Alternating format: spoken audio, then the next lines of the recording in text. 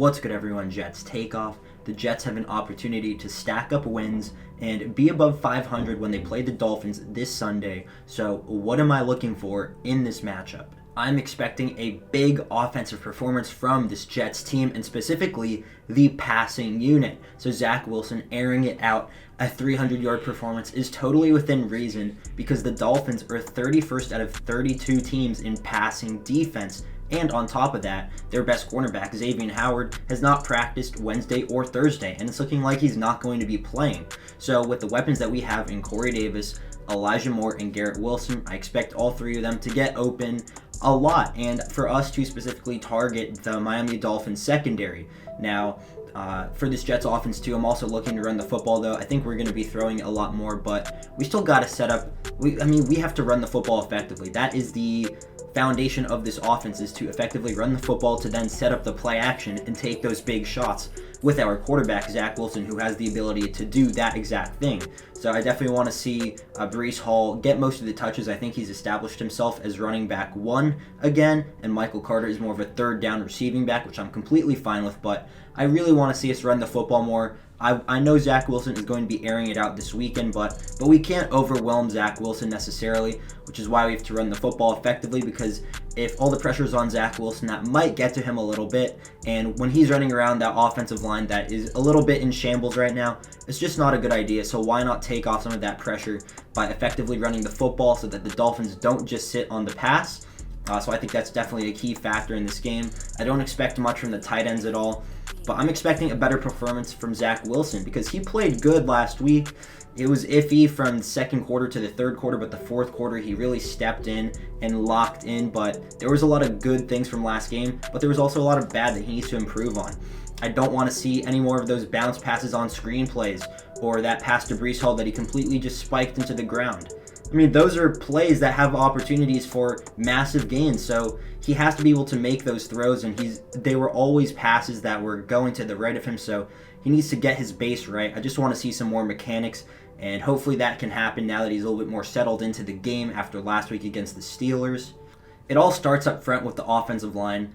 I know they locked in at the fourth quarter and they were a lot better in pass protection, but for a majority of that Steelers game, Zach Wilson was under constant duress or pressure in his face, and it's really hard to succeed and have a thriving offense when that's the case and when they can't establish the run. So I'm looking for a better performance from the offensive line. We'll see if Elijah Vera Tucker plays left tackle or if Dwayne Brown comes back healthy, because that could be a major addition and hopefully stabilize the offensive line. Now defensively, the Jets have an easier task going against Teddy Bridgewater. He's a good backup quarterback, don't get me wrong, but Tua is better than him just because he's more capability. But Teddy Bridgewater is still one of the better game manager quarterbacks in this league. He's not going to make any dumb interceptions, or at least that's how he plays. He's going to play pretty safe, take whatever's open. He'll take the check down. He does have some mobility to him though, so we do have to contain the pocket and not let them escape, because I feel like that's a thing with us this entire season, is letting quarterbacks escape the pocket and run against us. Lamar Jackson was the only quarterback we really stopped like that, so I want to see that continue and force Teddy Bridgewater to beat us with his arm, which at this point in his career, I don't think he can do that, even though the Dolphins definitely do have the weapons in Tyreek Hill and Jalen Waddle. So that's going to be one of the main things to look at, is those wide receivers going up against DJ Reed and Sauce Gardner, because both of those cornerbacks for the Jets have been absolutely phenomenal this year.